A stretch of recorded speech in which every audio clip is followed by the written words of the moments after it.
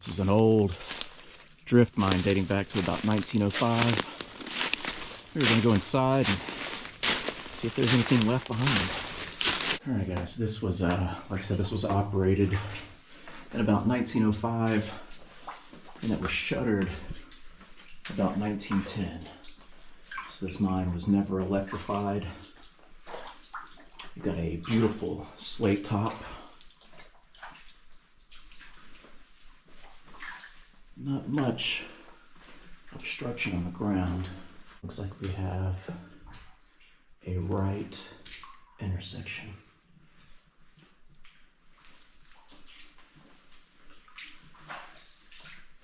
Let's go check this out. Got a lot of cross ties right here. Might have used those for the actual cross ties. Possibly timber supports.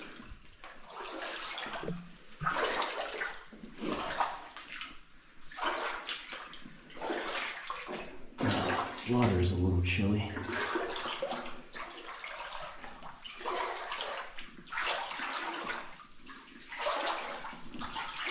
Yeah, it's all nice when you're coming through the first time, but when you come back after you muddied up the water, I'll show you just for a second. It obstructs the view and you can't see anything. I have fallen flat on my face plenty of times coming back.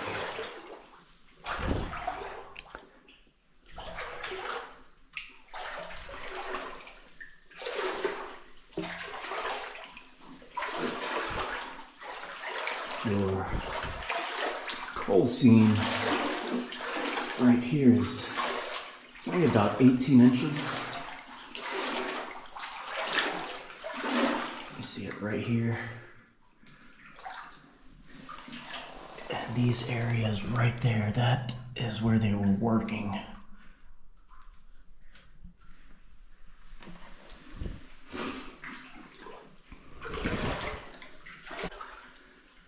So the mission, if you choose to accept, we're just looking for old artifacts, basically to see if there's anything left in this other than just miles of tunnels. You can have fossil remains. A lot of times, old valuable bottles are left inside these mines. This was a non-gassy mine, so it's very possible after the mining operations abandoned it, moonshiners probably came and repurposed it and used it to hide to make moonshine.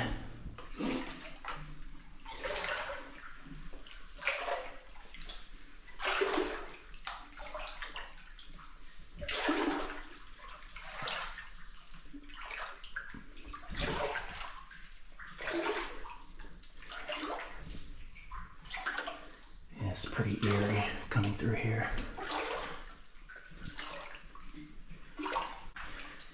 Now, if you see the different colors in the wall right here,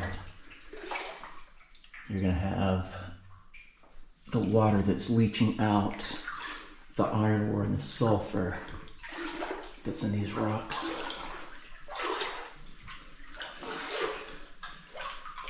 Headroom, I'll show you guys. Headroom looking pretty good. I can stand up all the way. If you want to look behind me, look around. And if my face is swollen, I just had a root canal, so yeah, very painful. Right here you see how these stalactites, stalagmites, whatever they are, forming from the water dripping. Doesn't take thousands of years for these things to form.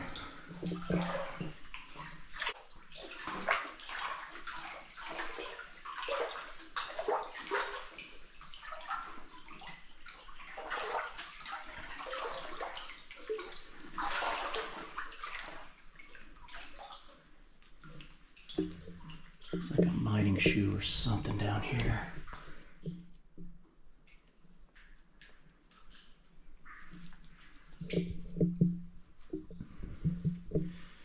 And just help me take a look in these walls. If you guys see anything on the video, just timestamp it, and I'll come back and look just in case if I missed anything. Yeah, a lot of times in these stacked walls right here, these gobble walls, this is where they would put their bottles. You know, you gotta think, you know, you're working on your hands and knees and your side. And the iron ore mines, you know, they would just chunk it because, you know, you're standing up, it didn't really matter. But if you're on your side, hands and knees, you want to be diligent on where you place the bottle, because if it broke, you're on your hands and knees. Definitely get cut.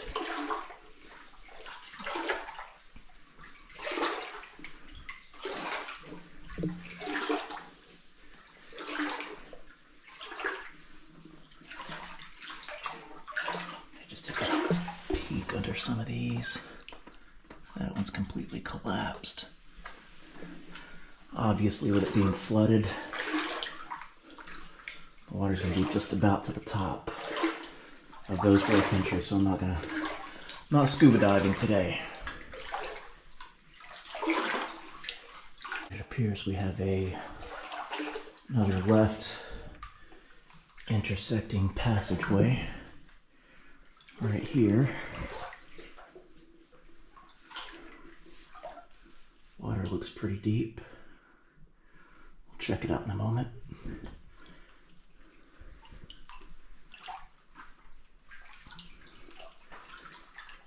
We'll see if we can proceed up this way before the water gets too deep.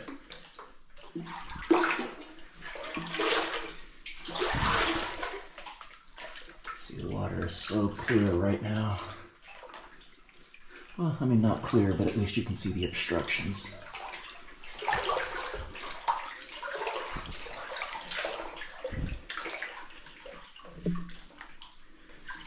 The ribs and the top of the mine look a little compromised in this area. I'll just have to be careful. See the separation? Not good. We'll just try not to bump that.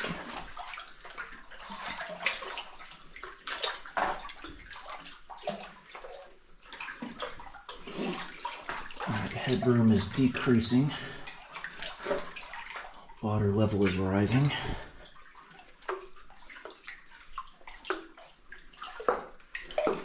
We're going to try to push on now.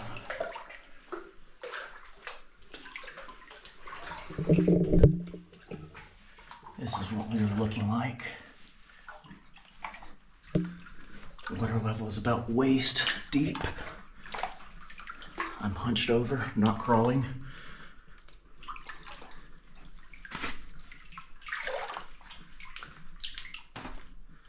So yeah, see the water getting deeper and deeper.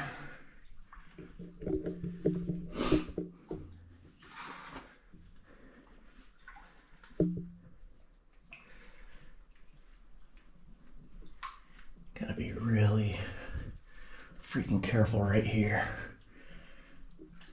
That entire top.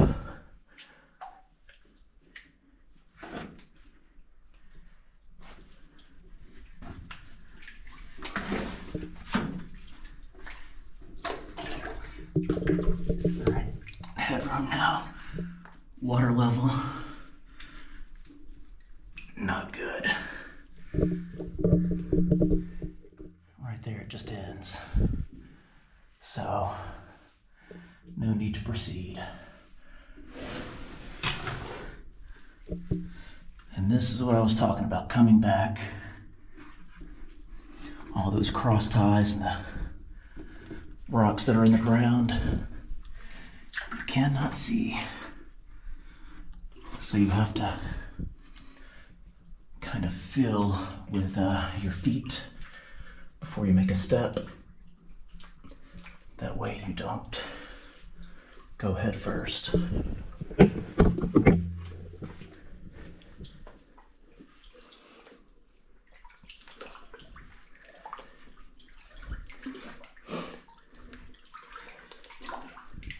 Once I arrive to a section where I can stand up, I'm going to take a break, stretch my back a little bit, and then proceed to that. It's going to be on the right-hand side, coming back. Kind of see where that goes. I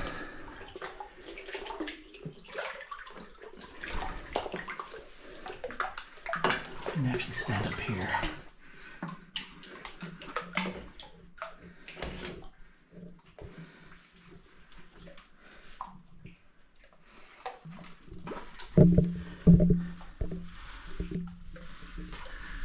Oh. All right, let me take a break. Let you guys hear just the ominous, quiet sounds of nothingness in this mine.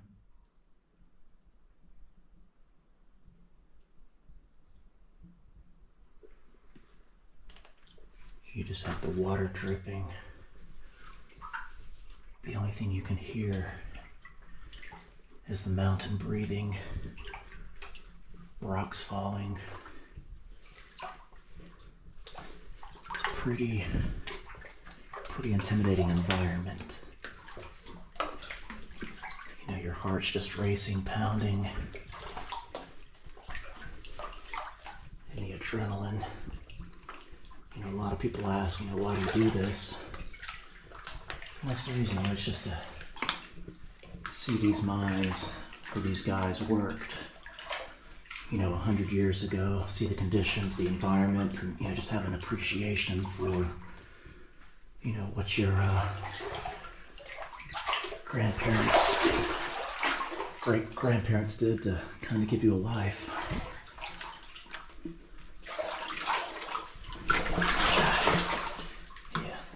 When you come back and you can't see the obstruction. Almost took a tumble. Alright, let's take this intersecting haulage way right here, see if it goes anywhere. And if it doesn't, we will return to the main haulage way and explore those areas.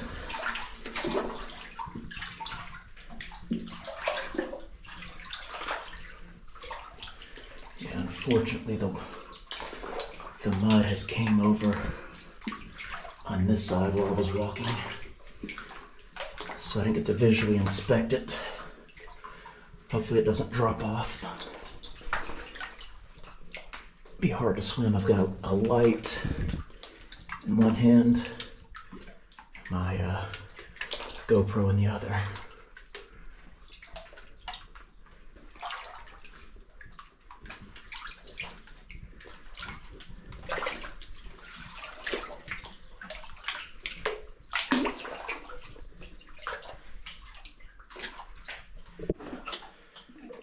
Try to switch hands. Another area right here. You can be careful with the top if you see. Don't want to bump that.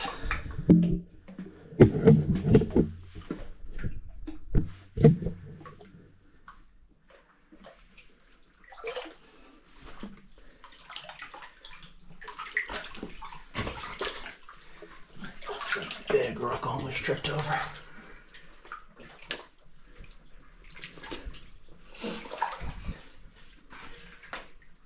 Let you guys listen to the sounds of the mine without me talking. Let you experience it as if you were in here.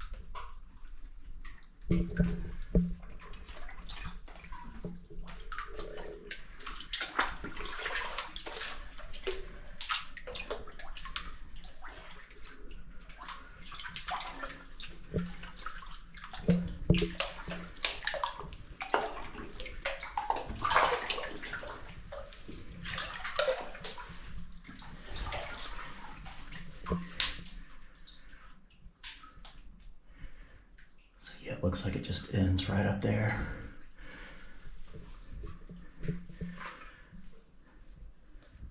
Let's flip around.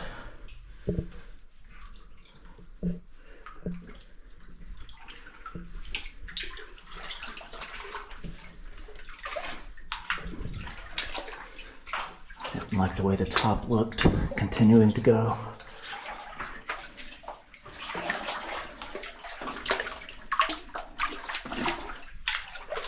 And with a potential dead end, there's no reason to continue to push.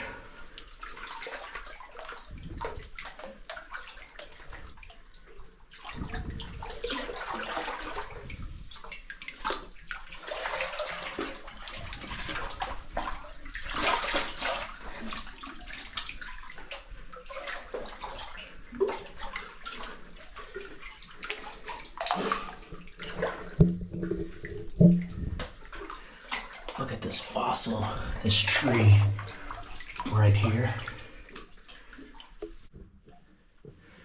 All right.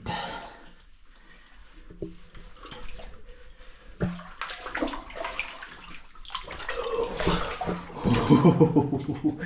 That's what I'm saying, guys, the obstruction. You can't see. Definitely sketchy.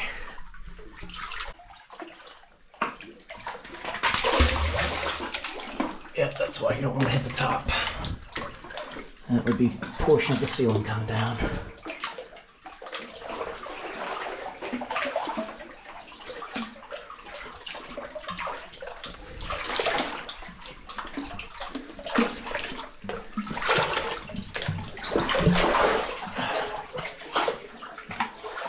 That's a big rock.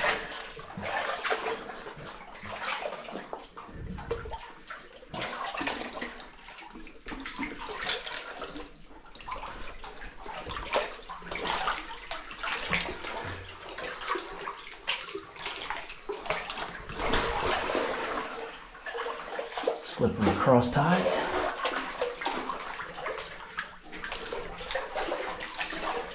All right, coming back to the intersection. We will take a right and head back to the main haulage way.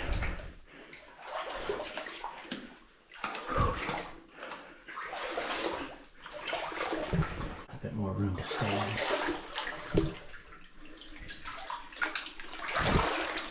That is brutal on your lower back.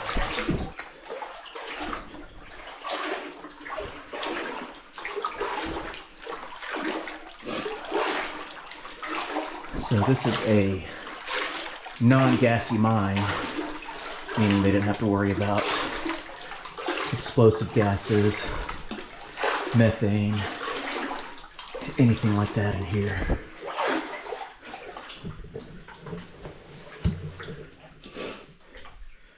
Your main injuries would be from collapses, equipment malfunctions, but no worries about oxygen levels. This was a well-ventilated mine, actually ventilated by other drift mines in the area. All of these were interconnected, so these mines were able to breathe with no issues. self-ventilated mines.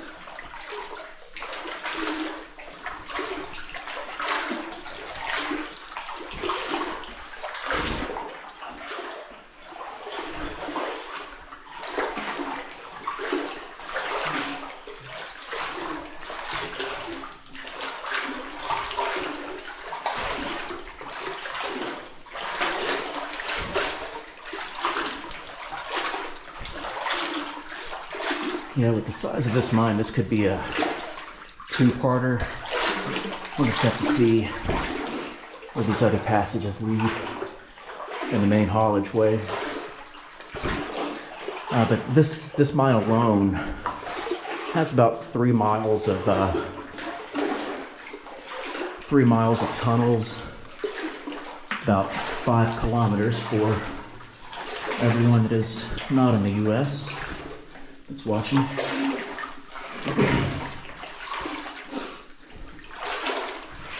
So not a crazy big mine, but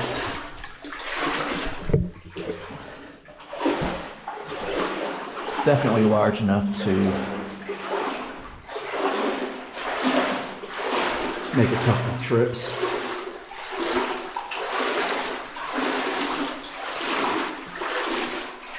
I don't really know if anyone would watch a video that's 2-3 hours long.